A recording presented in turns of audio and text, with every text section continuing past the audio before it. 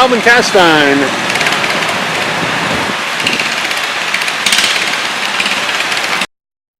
Well, I'll plug in my mic and try that again. Calvin Castine at the Clinton County Fairgrounds. And yes, it's just as miserable here as it might sound. We get rain pounding off the tin roof here at the big grandstand area. It's the annual Champlain Valley Antique Gas Engine and Tractor Show, an event that Gordy Little and I always look forward to every year. And it goes on rain or shine, and today there's definitely no shine. I'm going to try to move in the stairs here as the camera keeps rolling to get a little further out of the rain. You can see by the wet bleachers where the wind is blowing the rain right now, and it's blowing in our direction. This group here, this pulling, is a group of Vermont folks that have joined the club and are having their own little version of a garden tractor pull, lawn and garden tractor pull. And if you've been here before and seen the garden tractor pulls, normally they come in this direction, but they're going in that direction, so they may tear up the track a little bit, and they don't want to interfere with the little putt-putt garden tractor pull they might have coming through here later. So they'll, I'm sure, repair the ruts when the event is over. It's a 2-day event. This year they're actually hoping to move it up a week. They've always competed with the Mayor's Cup events, and this year, because of availability here at the fairgrounds, they had to stick with their usual date. Today is the 9th day of July 2016. We can walk here when we're not climbing. It's the 9th day of July 2016. Temperature about 62 degrees. Well, we shut our vehicle off, and tomorrow's temperature is going to be right in that same area.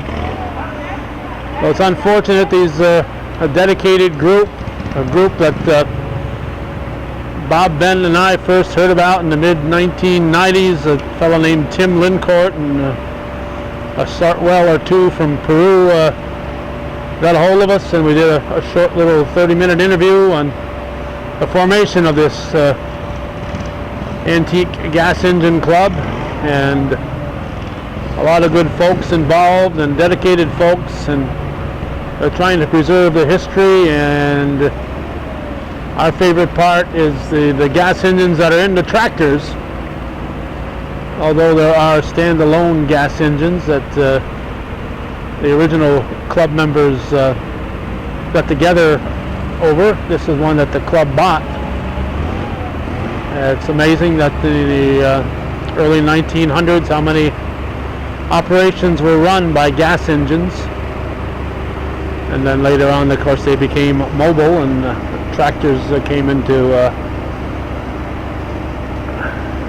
existence as being a common vehicle. But it all started with some immobile gas engines. They might have put some skids or wheels on it to move it from one place to another, but once it was operating, it was generally in one location until they needed to move it to another. It wasn't operating on wheels and moving while it was operating.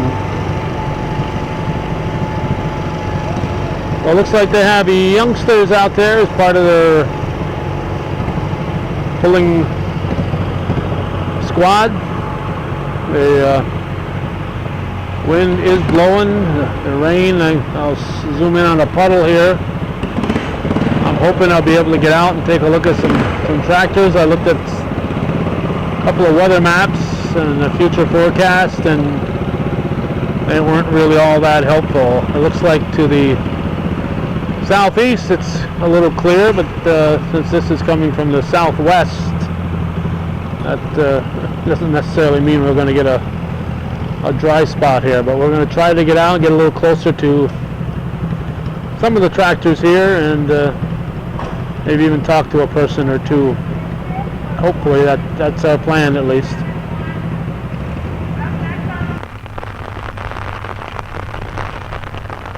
I've made my way onto the field. No crowds today, unfortunately. I've got the umbrella and I got the wind to my back. You can see the seat tipped up over here. It's kind of like your modern day lawnmowers. You always want to have your seat tipped up if you had one of those seats that tipped. Otherwise you sit in an inch of rain. The flags you'll see, they do have a little tractor parade, so these are set up mainly for the parade. Usually they have a parade on Friday down the street, and then they have parades around the fairgrounds here during the course of their 2-day event on Saturday and Sunday. Once again this year, whoever is in charge of the publicity, I didn't see it in the Press Republican and today's places to go and places of interest. These folks have got to use more of the free publicity that's available to get the word out on this event, because it's something that I know a lot of people would enjoy if they're more aware of it happening. But here's a small farm hall. I'm not sure if any of these will have owners' names on them. Usually they do, but this one here doesn't. And here's another farm hall. It's a McCormick International Harvester. I'm not sure when they stopped calling them farm halls, but for us old timers that see those red tractors, they're all farm halls, whether it says McCormick on them or not. This is a W4. It's a standard with the wide front wheels. Those are a little safer than the narrow tricycle type wheels that we see coming up here shortly. Again, there's no owner's name on it. And next to it is a Super W6TA torque amplifier, it says. And it's also a McCormick. And it's a 1954. And it's Leeward Babbies. So I'm sure you can see this at the Babby Museum in Peru, the Babby Farm and Learning Museum, Rural Farm and Learning Museum in Peru on the River Road. We haven't made our annual, we usually make a couple trips there. We haven't done one yet this year. We're kind of falling behind there. So we will have to be going to talk to Leeward and his family sometime in the not too distant future. Here's another McCormick Super MD diesel. Stated many times that at our family farm, my father Carl Castine, his first tractor was a John Deere B, and he's been gone since 2008. That's 8 years ago already, but well before he was gone, thanks to Tony and Marcia Trombley, we were able to get a hold of his original John Deere B and bring it back into the family. So it's still owned by the family. McCormick Deering Caterpillar type vehicle. This I know is a Babby vehicle. A lot of these here are owned by David Babby International. And we got a moving one here. It's a John Deere. You can tell by the putting. And another Caterpillar type vehicle here with the tracks. And here's an Oliver. I didn't come across a lot of Olivers when I was growing up. There was one farm on the Lake Shore Road in Chazy Uncle and Aunt Clarence and Anna Trombley had a camp there on Lakeshore Road, and when we go in the summertime to visit them, just as we were approaching that wide open lake space, there was usually 3 or 4 of these Olivers out in the field. There was a farm right next to that area that had Oliver tractors. Not sure where they bought them locally. Must have been a dealer that wasn't too far away. Another John Deere. And kind of skipped over here's one with the tricycle type wheels. Dale the Bombard. We saw him hiding under a tent back there. Listen here, it's got a Quebec, or Quebec as the Quebecers say, a Quebec license plate on it. I'm not sure why, but why not? And here's a 1955 Farmall 300. I'm sure we've looked at this in the past with Dale the Bombard. But he's smarter than I am. He's out of the rain right now. There's a 57 that Dale owns. He's from Saranac, of course. It's a row crop Farmall. It does have the Farmall name on it, even though it's a McCormick tractor. And then later on became International Harvester, then Case bought out International Harvester, and now it's Case IH that you see for sale at Dragoons Farm Equipment in Moores. Another Dale the Bombard. This here would be a high stepper here. It's LP high clearance. So if you've got crops that you want to go out and tend to, cultivate, maybe cultivate them or spray them or whatever. High clearance, you can go over the corn. You can still go over the corn right now. It's only less than a week after the 4th of July, so the corn is barely knee high. So in most cases in the area, you can still go out and cultivate some of your corn. Back in the old days, now most people spray and they don't have to worry so much about going out with the cultivators to kill the weeds that have sprouted up since the corn started to grow. And Dale also has a John Deere. This is 56 720 LP standard. Again, owned by Dale the Bombard from Saranac, New York. And we're going to get into a group of John Deeres. Here's a Model 50 with power steering. And of course, that's the type of seat that our John Deere B has there. You can't really take that seat off in the rain because the battery's under there. But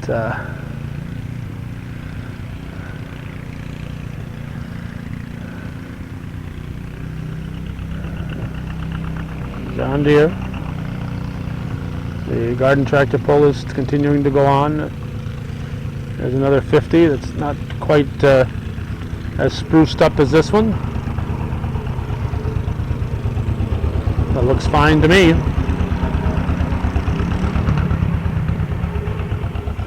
And a 60.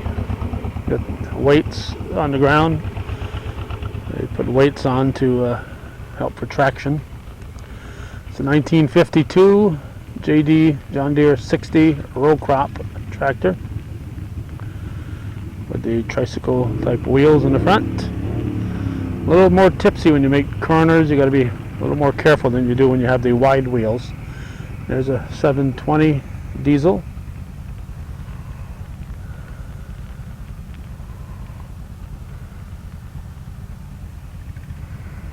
And Alice is here, Alice Chalmers.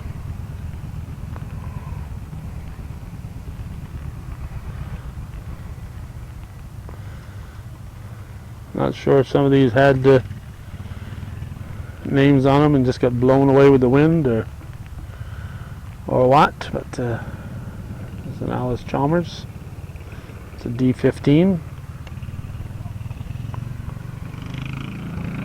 John Deere. It's a John Deere B.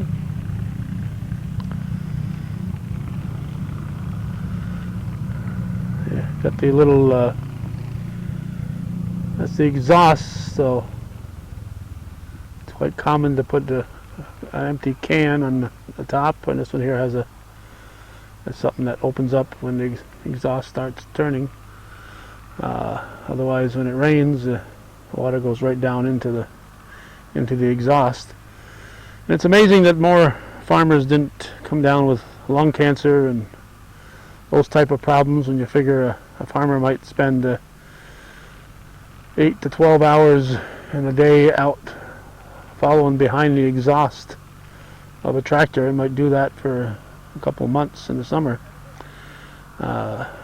You got the exhaust coming out there, and he's right behind it, breathing in all day long. There's another interesting little John Deere. It's got weights on the wheels.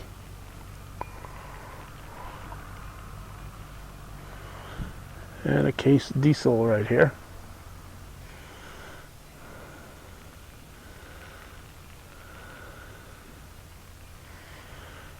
Remember my Uncle Ronald got his Case. His son Beaver had won a boat, a motorboat, in some drawing, and of course Beaver hadn't entered it. Ronald had put his name in, so that boat got traded for a tractor. But I'm sure Beaver got a few dollars out of it. But that's how he got his first Case on the Matot Road. And here's a model we heard about but didn't see operating very much in the area, a cockshut.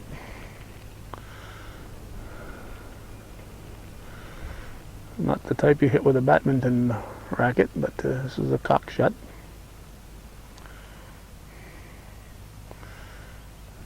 It's yellow and red-orange color. Yeah, a Ford 2000 right here. And we're sorry that the owners' names aren't sitting here available to us. More information, but got a strong wind throughout most of the day today, and heavy rains and showers off and on.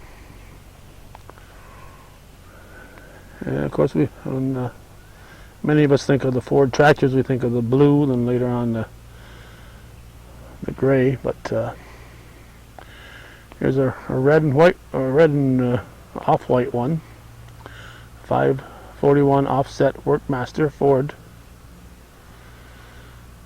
And I don't see any trace of, let's say that little blue right there, I don't see any trace of blue, so this is probably the original color. Yeah, that off-white color and kind of a dull red to it. And here's a Ford 4000.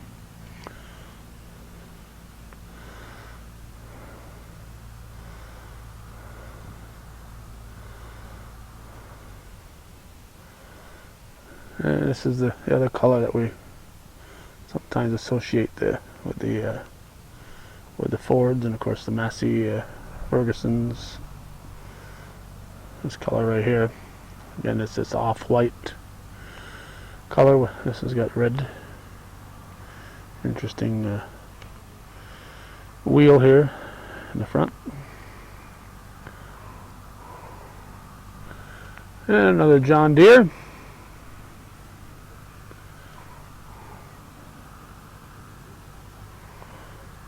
And you can see on the inside here the yellow, but I'm not sure the color of this wheel, if it came from a vehicle other than a John Deere, or if they just painted it. This is a model John Deere A.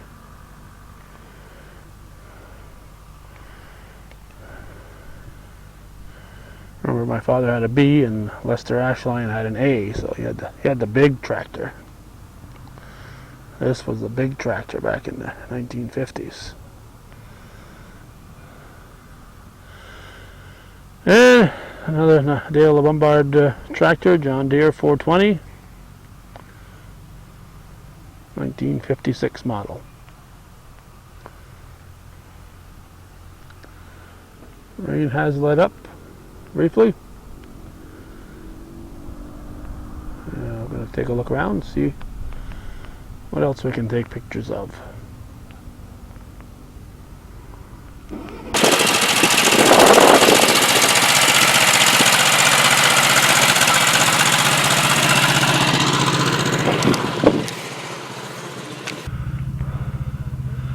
I think we looked at that last one last year. They're taking it for a spin right now. We're going to come down this row. Here's another case, a 300. And the wind didn't blow this sign away, so the owner is Richard Atwood.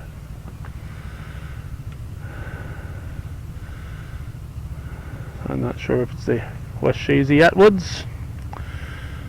1956 case 300. Nice looking vehicle or tractor. John Deere 730 diesel. Got weights in the front.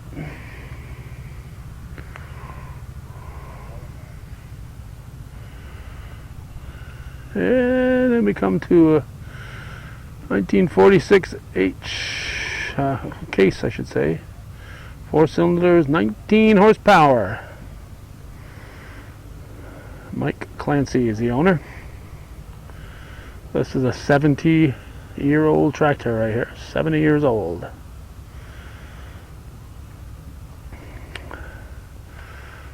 So 2086, it'll double that age. 70 years from now. A McCormick Farmall Cub. And a Cub, of course, that's where the Cub Cadet got its name from. Farmall Cub.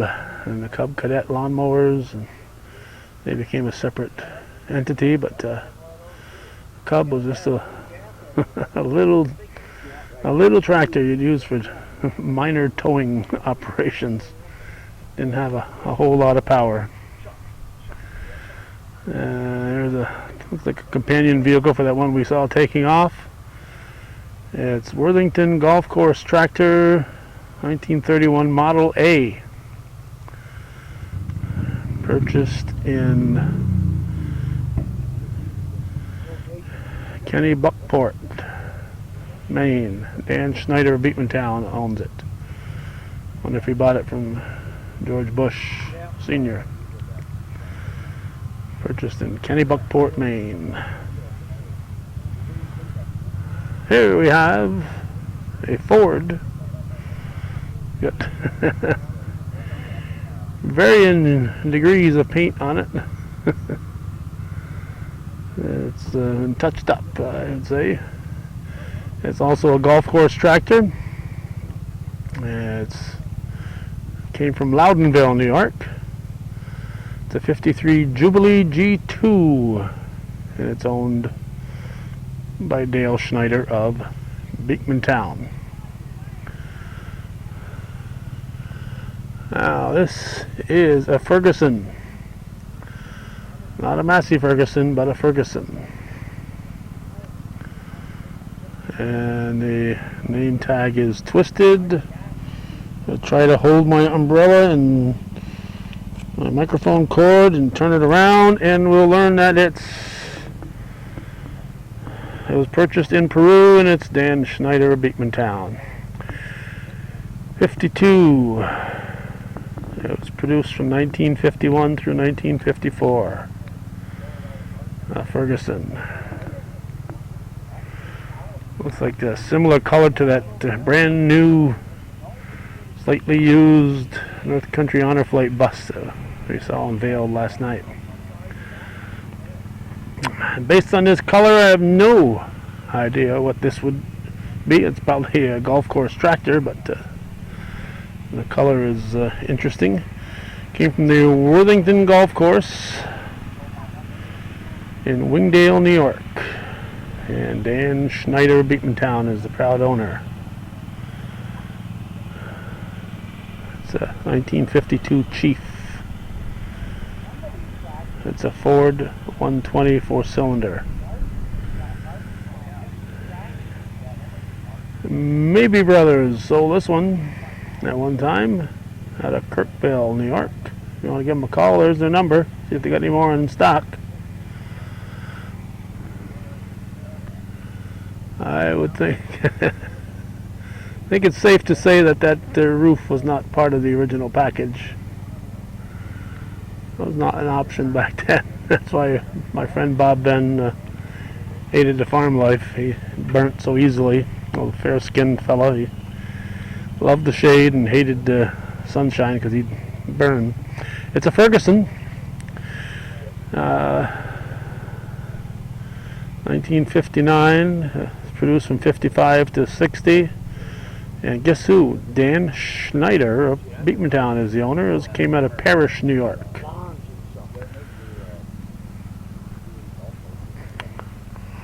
And here's another Ferguson. Owned by Dan Schneider. It's a 1950. They were produced from 1948 to 51, and is purchased in Morrisonville. So I'm not sure if that's where it spent its working days or bought from another collector.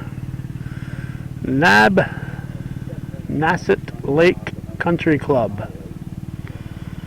This must have been the pride of their fleet here. Country club doesn't quite look like a country club tractor, does it? It's like it's been a few shades of of different colors over the years.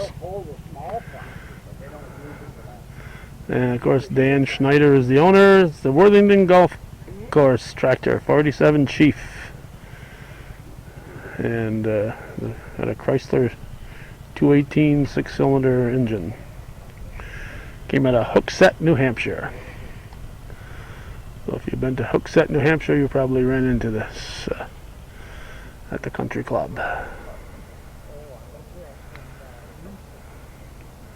Alright, those guys wondering if I'm going to take their picture or not. No, I'm not going to take your picture, guys. You're safe. You're safe. I'm not going to take your picture. It's like the rain has let up a little bit. So I might even get some company here. You've got a whole Cub Cadet display over there. Those aren't Cub Cadets. That's just a Cub Cadet tent they're parking those red lawnmowers under.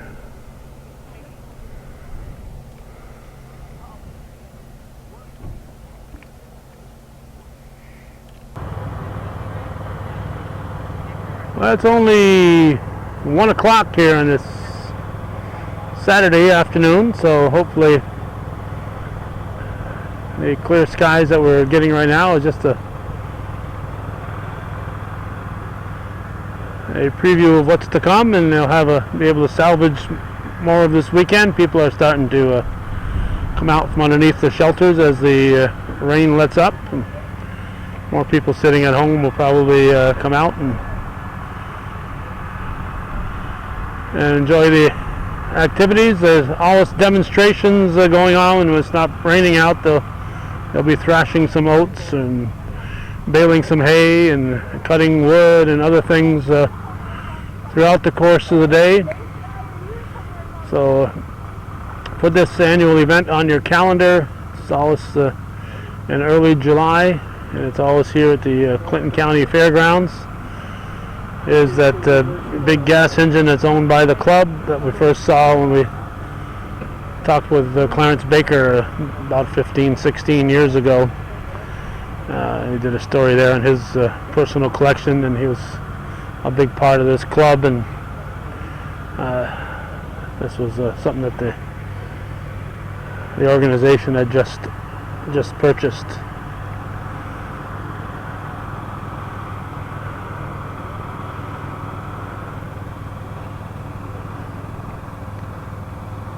So it looks like this will wrap up our look at the 2016 Champlain Valley Antique Gas Engine and Tractor Club event. Check their Facebook page out so you can be aware of their activities. If you're interested, if you have an old tractor or an old lawnmower or a gas engine, something that they might be interested in, or if you want to get involved. They're always looking for new members, so feel free to give them a call. So again, this will wrap up Hometown Cable's look. Another hometown story here at the Clinton County Fairgrounds on this July 9th, 2016. This is viewer-supported local television, Hometown Cable TV. We think is worthy of your support, rain or shine. Thanks for watching.